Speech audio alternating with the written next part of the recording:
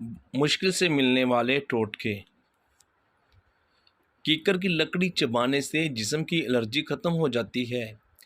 جس گھر میں نیم کا درخت ہو اس گھر میں بہت سی بیماریاں نہیں آتی۔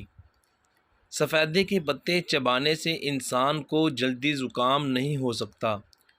کھیرا چھیلنے کے بعد اس کے چھلکے کچرے میں پھینکنے کی بجائے واش بیسن اور باورچی خانے کی کھدروں میں ڈال دیں، اس سے لال بیگ نہیں آئیں گے۔ ساگودانہ کی کھیر کا استعمال کریں تاکہ آپ بہت سی بیماریوں سے بچ سکیں۔ نہانے سے پہلے ناف میں زیتون کا تیل لگانے سے جسم میں بدبو اور میل جلدی نہیں آئے گی۔ روٹی کھانے سے پہلے 1 عدد بڑی الائچی کھا لیا کریں، روٹی جلد ہضم ہو جائے گی۔ کچے پھل کھانے سے پہلے لیموں کا رس 1 قطرہ پی لیں، کچا پھل کی وجہ سے پیٹ میں درد نہیں ہوگا۔ اگر گھر میں کوئی دمے کا مریض ہے تو زیتون کے تیل سے دیا جلا کر کمرے میں رکھ دیں اور مریض کو لٹا دیں، مریض بہتر ہونا شروع ہو جائے گا۔ نکسیر کے لیے انار کا پانی بطور نسوار استعمال کریں۔ شکر کے شربت میں سونف ملا کر پینے سے قبض دور ہو جاتی ہے۔ اگر نیند نہ آ رہی ہو تو پکے ہوئے کیلے پر زیرہ لگا کر کھانے سے نیند جلدی آ جاتی ہے۔ تلسی کے پتوں کا رس نکال لیں اور رات کو سونے سے پہلے جسم پر مل لیں، مچھر آپ کے قریب نہیں آئے گا۔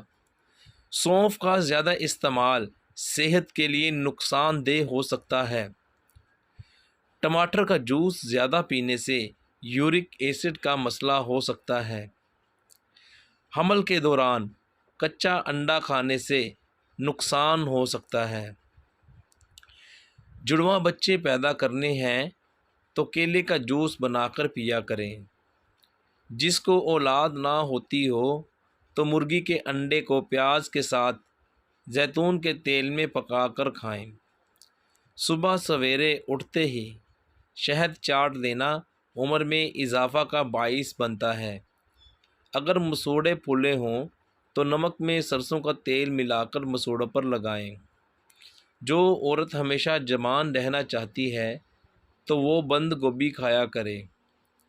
کھانا کھانے کے بعد اگر آپ کو نیند آنے لگے تو آپ کو ذہنی طور پر سکون کی ضرورت ہے۔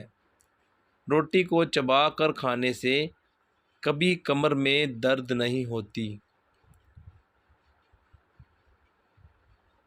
یہ تھے بے شمار لاجواب اور اچھے ٹوٹکے جن کی آپ کو روزمرہ زندگی میں بہت ضرورت ہوتی ہے۔